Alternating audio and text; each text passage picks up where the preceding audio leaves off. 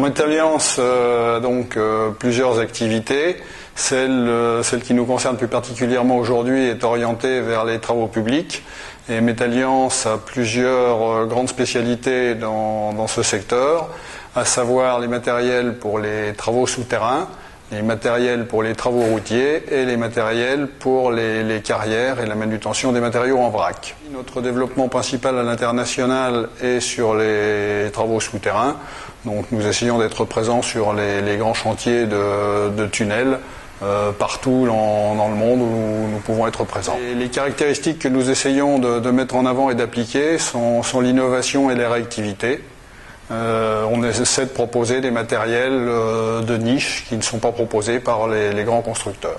Et nous sommes un constructeur français, effectivement, tout est produit dans nos ateliers. Metalliance fabrique des engins destinés à la logistique derrière le tunnelier, donc spécialisés dans tout ce qui est méthode mécanisée d'avancement en tunnel, aussi bien pour la fourniture en éléments préfabriqués pour le tunnelier que pour les travaux annexes comme les cross-passages ou réalisation de radiers. Les trains sur pneus, donc de petites dimensions pour des tunnels jusqu'à 4 mètres de diamètre on va dire en plage inférieure, et pour les très gros avec notamment 180 tonnes de charge pour les tunnels jusqu'à 17 mètres de diamètre intérieur.